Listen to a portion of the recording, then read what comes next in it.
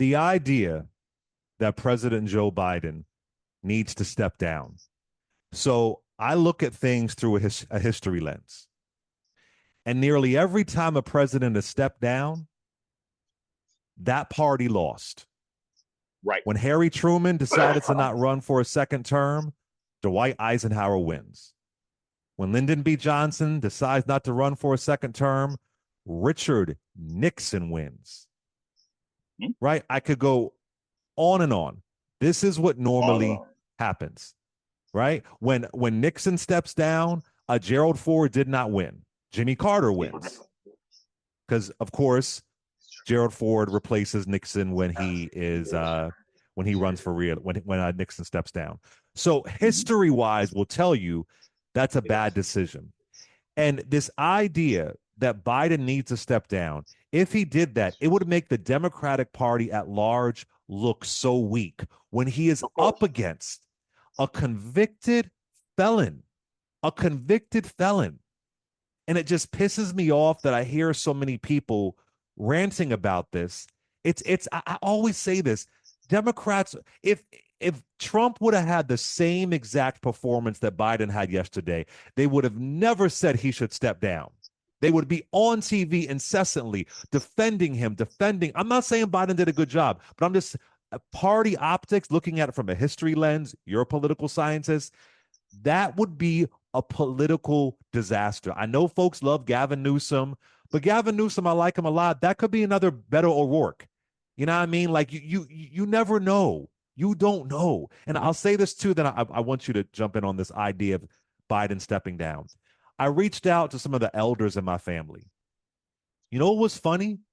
They had a different reaction to what they saw. They didn't say Biden did a great job, but they despised Trump, despised him. You know, yes, Biden's slow. I get that. Yes, he bombed on that debate. But if y'all look at our history is repeating itself, if you think the 1960s are repeating itself, then look at Lyndon and Johnson stepped down because the Vietnam War, they were dragging him. He was having heart issues. But I guarantee you, if Johnson would have stayed in office and then resigned a year later, if Johnson would have went for a second term, we wouldn't have had a Richard Nixon presidency. Right. Johnson would have got reelected. So I just wanted this whole narrative step down. It makes us look so weak when the other guy is a convicted felon. January 6th. Go ahead, Clay, Dr. Jason Johnson. There's a long history of this in the DC New York punditocracy class of, people running around like chickens with their heads cut off, right? It happens every single time. I can point out articles in 2011, where people were saying Barack Obama should step down because he was going to hurt the party and he should open the way for Hillary Clinton. There were people saying this in last year. Joe Biden should step down. The fact of the matter is that's not going to happen. It's not going to happen because it's impractical. It's not going to happen because of ego. And as I've said, you show me a time in history where a man, certainly a white man in a position of power, stepped down for any reason other than he absolutely had to. Like you don't get that far in life and then just step down because you don't think you can do it. People get carried out on their shields, right? So it's dumb. But the other thing is, as just a purely practical matter, it's a little too late. If Joe Biden were to step down for any particular reason, then Vice President Harris would become president, and she would be in the pole position in order to be the nominee. The only way that you would get around that is to have some sort of broker convention, which would be an absolute mess.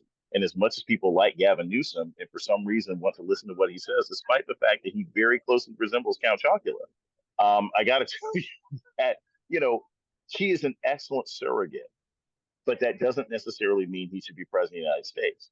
And the core constituencies of the Democratic Party are not going to be happy with seeing a woman and a black woman get jumped over for a position that she has earned just because a bunch of pundits in DC are scared. I'll also say this. Newsom, and Harris did this as well, but I think Newsom did it, and he's excellent. I mean, I really do think he's a very, very good surrogate. Newsom basically got on the air last night with CNN, and he said, look, his extended message was basically, so the other guys got 34 convictions, stole top secret documents, lied about COVID, sleeps with porn stars, and tried to violently overthrow the country. But his people all rally around him. Joe Biden helps fix the economy, protects us from COVID, keeps us safe internationally, has instituted environmental policies that everybody universally has said are a good idea. And he has one bad debate performance, and y'all ready to run? What kind of team are you? And Jason, let Right? me just add, if you're a new listener, you aren't some diehard Biden guy. Like you're No. not, you have been very critical of Biden. I just want to add that in case they're a new Yeah. listener. This is Yeah. not coming No, from no. some, I love him. It's not that. No. I am not. This is not a vote blue no matter what kind of person here. I'm saying that Gavin Newsom made a very, very good point. And this is what I was saying, Clay. Nobody's vote's going to change anyway. All that happened last night is that people who are nervous in the Democratic Party are now extra nervous because Joe Biden performed horribly, and independents who don't like either of these people. And most independents' attitudes are Trump is a scumbag and he's a liar and he's dangerous. But I think the Democrats are just as, beholden to corporate interests, et cetera, et cetera. They're saying a pot's on both houses. They're probably still going to eventually vote for Joe Biden. And that's how this works. That's why he's done well with independents. And one thing that struck me last night is, again, the difference between, like you were talking about, talking to seniors. They have the focus group, CNN's focus group of quote unquote undecided voters in Michigan. Now, you know me, Clay. I say this intellectually as a political science professor, whatever. There's no such thing as undecided voters. It's a fraud. It's a lie. It's just something that they do for TV. And you definitely don't have any undecided voters when you have two incumbents running against each other. Everybody knows how they feel. They had a group of undecided Michigan voters as a focus group. And after the debate, 50% of them said Biden won. And I'm like, if you say that Joe Biden won last night's debate, then you were just never going to vote for Donald Trump. Like, Right. because Right. there's a difference between who won the debate versus who I'm going to vote for. But most voters aren't going to make that distinction. So if 50% of a focus group of undecided voters in Michigan is still going to vote for Joe Biden, and they had the video from, I think it was Telemundo or Univision, where Yeah. the majority of the Latino, it didn't change anything. Can I also add just a little bit of history? Little bit of history. When you're at the barber shop or the beauty salon talking this weekend, when Harry Truman decided to not run for reelection, that was in March. That was Mm-hmm. in March. When Right. Lyndon B. Johnson decides to not run for reelection, that was in March of 1968. We are in frickin' July at this point. Right. I just want us to know our history and know how politics works. Again, that would be a disaster. And you bring up a really great point. If for some reason he did step down and they bypassed Vice President Kamala Harris, even black folks who allegedly aren't supporting Vice President Kamala Harris, that would backfire. They And ain't going for I and that. I and I say this with all love because of what this country is. I don't see Vice President Kamala Harris being able to win. That's Oh, just she that's would just lose badly. that's what it is. Badly. That because Yeah. that's the reality of who we are as a country. Mm-hmm. And my God, just Dr. Jason Johnson, a convicted felon who was about to be sentenced on July 11th, a man who made Which will be a horrible bigger story comments. than this debate. Mm-hmm. Exactly. And I'm not saying that Biden did a great job, but I'm just look at this is a prime example of Republicans stand in line. And now y'all want to insist that Biden steps down in July, 4 months before it's just and yo, this is the It's other thing. America may I was not a Biden supporter in 2020. But mm-hmm. America made their decision. So for all the young people who are upset, did you vote during the primaries? Did you show up during the prime? Did you donate to Julian Castro's campaign or Cory Booker's campaign or Kamala Harris's campaign? I don't think anybody else could have beat Trump in 2020. Damn sure not Bernie. So Nope. this is where we are. It was a shit show. It was a mess. It was cringeworthy. And mind you, am I scared? Yes, I'm scared as hell. I'm nervous. I'm not. I'm not. You're not scared for November? Why not? Tell me No. why. Please calm me down. Because the fundamentals of the race haven't changed. The biggest indicators, as I still suspect that Joe Biden ends up winning in a very, very close election. Um, you've heard me say this before. You don't necessarily look at the polls, not because polls aren't real, right? But you have to look at it. Polling has sort of been messed up over the last 15 or 20 years for various reasons. but you have to look at where the campaigns operating. You don't look at the polls, you look at what campaigns are doing. And then you also look at the trends. Well, what are the two trends that we can pay attention to the most?